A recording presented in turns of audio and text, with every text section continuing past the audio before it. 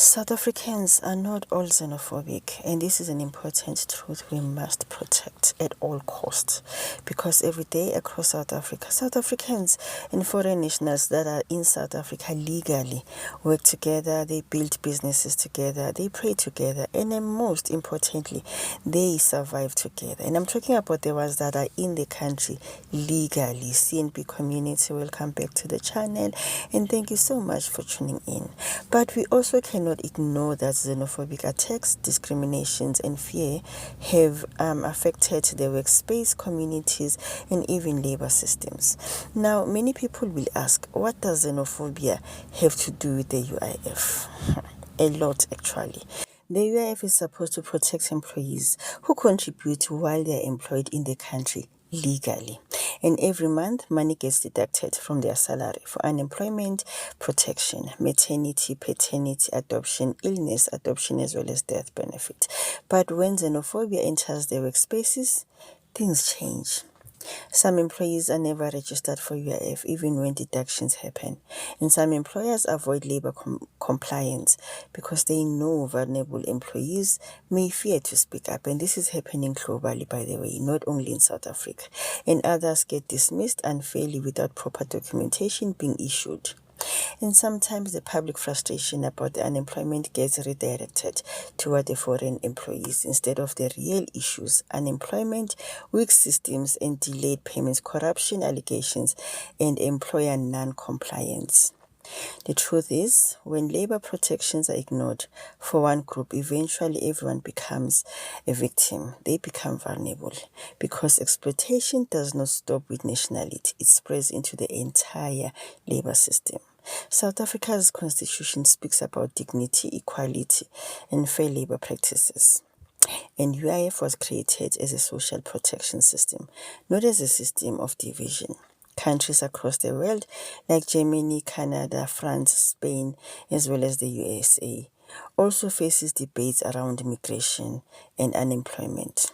But contribution-based system work best when the law is applied consistently. There are different types of immigration status in South Africa, and a lot of people seem to be confusing this. The undocumented individuals who came through to the country and they remain illegal despite of them not having the proper documentations to be and to work in South Africa.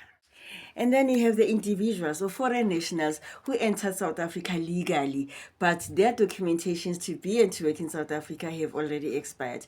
And this is where the UIF becomes the part of this conversation. Let's unpack this. Stick around.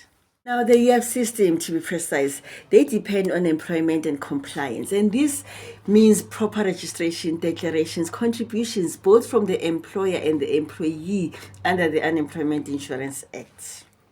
Now, when employees fall outside the system, the UIF tracking becomes inconsistent. Employers may fail to register these employees or declare their salaries to a UIF, which will significantly affect the UIF data as well as the contribution collection. There's another issue that I want us to discuss with regards to this one. It's an identity fraud.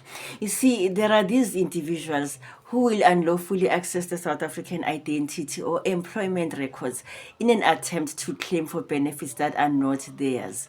And it could be one of those cases where your identity was stolen. I've heard a number of cases from applicants who say, I was told that I'm working for a particular company and I've never heard of that company.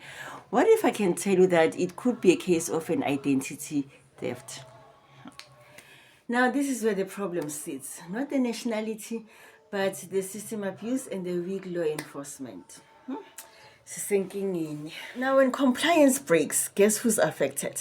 The UIF, because they're heavily dependent on the contributions by the employees, and the employers get affected. But the ones who are getting most affected are the eligible employees, both locals as well as the foreign nationals who are having documentations to be and to work in South Africa.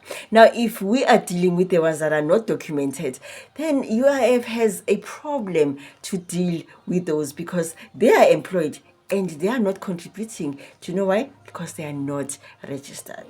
So the real question is not who is in the system, but how well the system is protected. This conversation is not about choosing foreigners over South Africans. It is about protecting the integrity of labor rights and the UIF system itself, because once the fear becomes stronger than the law, every employee, locally and internationally, they are at risk.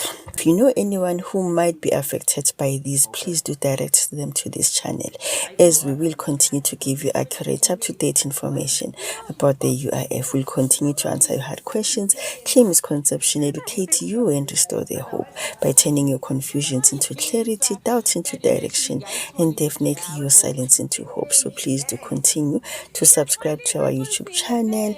Do join our Facebook page as well as our TikTok, because it's CNB Community Honeys. We don't just talk UIF, we are bringing it to life.